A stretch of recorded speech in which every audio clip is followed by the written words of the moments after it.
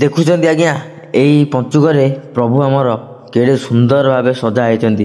ଜୟ ପ୍ରଭୁ ଦଧିବାବନ ଜୀଉ, ଜୟ ପ୍ରଭୁ ଦଧିବାବନ ଜୀଉ।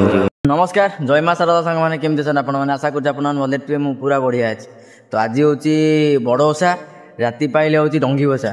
তো চালন্তু আম গাঁ টিকে আজ রাত্রে বুলি আসিয়া। সবু মন্দির ফন্দির সজা হয়েছি, প্রভু দধিবাবন মন্দির সজা হয়েছি। চালন্তু টিকে বুলি আসিয়া আম গাঁ। তো আম ବୋର୍ଡରେ ଲେଖା ହେଇଛି ଆଜ୍ଞା ମଧୁଶାସନ ଛକ। ଏଇଟା ହେଉଛି ଆମର ମଧୁଚକ। ମଧୁଚକ ଭିତରୁ ପଶିବ ହାରାହାରି 500ରୁ 600 ମିଟର ହେବ ପ୍ରଭୁଙ୍କ ମନ୍ଦିର। ଏ କଳା କିଟିକିଟିଆ ଅନ୍ଧାର ରାତିରେ ଖାତିର ନକରି ମୁଁ ମଧ୍ୟ ମୋ ଜଣେ ସାନ ଭାଇକି ନେଇକିରି ସାଙ୍ଗରେ ଆସିଲି। ମୁଁ କହିଲି ଚାଲ ଭାଇ ଦେଖିବା ଆମ ପ୍ରଭୁଙ୍କର। ଆଜି ଦେଖନ୍ତୁ ଆସି ମୁଁ ପାଖାପାଖି ପହଞ୍ଚିଗଲି ଆମ ପ୍ରଭୁଙ୍କ ମନ୍ଦିରରେ। ମନ୍ଦିର ଗେଟ୍ କତିରେ ପହଞ୍ଚୁ ପହଞ୍ଚୁ ପ୍ରଭୁଙ୍କ ଦର୍ଶନ ହେଇଗଲା। ତ ଦେଖିପାରୁଥିବେ ମନ୍ଦିର ଆମର ପଞ୍ଚୁକରେ, ଆଉ ଆଜି ଯେହେତୁ ବଡ଼ ଓଷା ଅଛି କେତେ ସୁନ୍ଦର ଭାବରେ ସଜା ହେଇଛି। ଆହୁରି ସବୁ ମନ୍ଦିର ଭଳି ଆମ ପ୍ରଭୁ ଦଧିବାବନଜୀଉଙ୍କ ମନ୍ଦିର ମଧ୍ୟ ବହୁତ ଫୁଲ ଏବଂ ଲାଇଟ୍ରେ ସାଜସଜ୍ଜା ହେଇଛି, ଆପଣମାନେ ଦେଖୁଥିବେ। ଆଉ ପ୍ରଭୁଙ୍କର ମଧ୍ୟ ରାହାସ ଚାଲିଛି, ଯେହେତୁ ଏବେ ବଡ଼ ଓଷା ତ ସେଥିପାଇଁ ରାହାସ ଚାଲିଛି ପ୍ରଭୁଙ୍କର। 12 ମାସରେ ଆଜ୍ଞା ଏଠି 13 ପର୍ବ ହୁଏ। ଆଉ ବହୁତ ଦୂର ଦୂରରୁ ମଧ୍ୟ ଲୋକ ଆସନ୍ତି। ଆମର ରଥଯାତ୍ରା ସମୟରେ ବହୁତ ଶ୍ରଦ୍ଧାଳୁଙ୍କର ଏଠି ମଧ୍ୟ ଭିଡ଼ ହୁଏ। ଦେଖୁଥିବୁ ଆଜ୍ଞା ନନା ମୋତେ ଟିକେ ଚନ୍ଦନ ଲଗାଇଦେଲେ, ଆଉ ତୁଳସୀ ଟିକେ ଦେଲେ, ସେଥିରେ ମୁଁ ଆସିଲି। ଦେଖନ୍ତୁ ଏଠି ଆଜ୍ଞା ପ୍ରଭୁଙ୍କର ଝୁଲଣ ଲାଗିଛି। ପ୍ରଭୁ କେଡ଼େ ସୁନ୍ଦର ଦେଖାଯାଉଛନ୍ତି। ଆହା କେଡ଼େ ସୁନ୍ଦର ଦୃଶ୍ୟ ପ୍ରଭୁଙ୍କର, ମାନେ ମୁଁ କହୁଛି ଆଜ୍ଞା ସତେକି ଚକା ଆଖି କେଡ଼େ ସୁନ୍ଦର ଦିଶୁଛି। ଆଉ ଆମ ମହାପ୍ରଭୁ ଆଜ୍ଞା ବହୁତ ଭଲ କି କିଛି ପ୍ରଭୁଙ୍କ ପାଖରେ ଆପଣ ଅଭିଯୋଗ କରିବା ଆଗରୁ ତ ପ୍ରଭୁ ଏଠି ମନସ୍କାମନା ମଧ୍ୟ ପୂରଣ କରି ଦିଅନ୍ତି।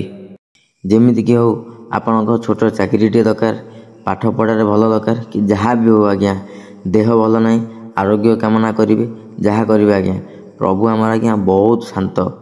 କୁହନ୍ତୁନି ଆଜ୍ଞା ପ୍ରଭୁଙ୍କ କଥା। ଆଉ ଦେଖିଲେ ତ ମନ୍ଦିର ଆମର କେତେ ବଢିଆ ସଜା ହେଇଛି। ଆଉ ବହୁତ ଦିନ ପରେ ଆଜି ମୁଁ ଆସିଛି, ପାଖାପାଖି ଆସିନଥିଲି। ମାନେ ଏତେ ବଢିଆ ସେ ମନ୍ଦିର ସଜା ହେଇଛି, ବହୁତ ବଢିଆ ଲାଗୁଛି। ଆଉ ଜାଣିଥିବେ ତ ଆଜ୍ଞା କାମ ବ୍ୟସ୍ତ ସବୁ। ଆଉ ଆସିଲା ପରେ ଏଇ ସାନ ଭାଇ ମାନେ ଆମର ସବୁ ଦେଖା ହଉଛନ୍ତି। ଦେଖନ୍ତୁ ଆମର ଏବେ ରୋଷେଇ ଚାଲିଛି, ଆସିବ ଖାଇବା ପାଇଁ ହବ। ନନା ଆମ ନନା ଦେଖୁଛନ୍ତି, ଏ ହଉଛନ୍ତି ଆମ ନନା, ପୁରୀରୁ ଆସିଛନ୍ତି ଆମ ନନା। ଆଉ ଭାଇ ମାନେ ଆମର ଅଛନ୍ତି ସମସ୍ତେ, ତ ବହୁତ ବଢିଆ ଲାଗୁଛି। ଯାହା ହଉ ମାନେ ପରିବେଶଟା ଆଜ୍ଞା ବହୁତ ବଢିଆ ଲାଗୁଛି। ହାଣ୍ଡି ଫାଣ୍ଡି ଧୁଆ ହେଇଛି, ଖାଲି ରୋଷେଇ ହବା ବାକି ଅଛି। ତମ ପ୍ରଭୁଙ୍କର ମନ୍ଦିରରେ ଏବେ ରାହାସ ଚାଲିଛି। ଆଉ ଗୋଟେ କଥା ଏଠି କହିବି ଯେ ମାନେ ଆମର ବହୁତ ଲୋକ ଆଜ୍ଞା ଜାଣିନଥିଲେ। ମୁଁ ଆମର ଯେତେ ରଥଯାତ୍ରା ସମୟରେ ଭିଡ଼ିଓ ପକେଇଥିଲି, ବହୁତ ଲୋକ ଜାଣିନଥିଲେ ଆଜ୍ଞା ମାନେ ମଧୁ ଗାଁରେ ପ୍ରଭୁଙ୍କ ମନ୍ଦିର ଅଛି, ମାନେ ଜଗନ୍ନାଥ ମନ୍ଦିର ଅଛି ବୋଲି। ଆଉ ଏଇଟା ଦେଖନ୍ତୁ ଆଜ୍ଞା ଭାଇମାନେ ମଧ୍ୟ କୁହନ୍ତି ମୋତେ ଯେ ଭାଇ ତମ ଗାଁରେ ଏଇ ମନ୍ଦିର ଅଛି। ସେଇଟା ମୋତେ ବହୁତ ଖୁସି ଲାଗେ କି ଆଜ୍ଞା ମୁଁ ଗୋଟେ ଭିଡ଼ିଓଟେ କରି ପକେଇ ପାରୁଛି ବୋଲି ବହୁତ ଲୋକ ମୋତେ କହିପାରୁଛନ୍ତି ଯେ ତମ ଗାଁରେ ଗୋଟେ ମନ୍ଦିର ଅଛି। ତ ତାଠୁ ବଡ଼ ଖୁସି ଆଜ୍ଞା ଆଉ କ'ଣ ଅଛି। ତ ଆଉ ଗୋଟେ ବଢିଆ କଥା କି ମୁଁ ଘରୁ ଏବେ ବାହାରିକି ଆସିଲି ଆମ ଛକକୁ, ମୋ ସାନ ଭାଇଟା ଆବୁଟେ ପଡିଯାଇଥିଲା। ମୁଁ ତାକୁ କହିଲି ଚାଲ ଆମେ ଆଜି ଟିକେ ଆମ ମନ୍ଦିର ବୁଲି ଆସିବା, କେମିତି ସଜା ହେଇଛି ଦେଖିବା। ଭାଇ କହିଲେ ମୁଁ ଚାଲିଲି। ଯାହା ହଉ ଆପଣ ମାନେ ଦେଖିଲେ କେତେ ବଢିଆ ବଢିଆ ମନ୍ଦିର ସଜା ହେଇଛି। ଦେଖନ୍ତୁ ଆଉ ଥରେ ମୁଁ ଦେଖଉଛି। ଦେଖିଲେ ତ ଆପଣମାନେ ପଞ୍ଚୁକ ଏବଂ ବଡ଼ ଓଷାରେ କେମିତି ଆମର ମନ୍ଦିର ଝଲସୁଛି। ଏତିକି କହି ରଖୁଛି।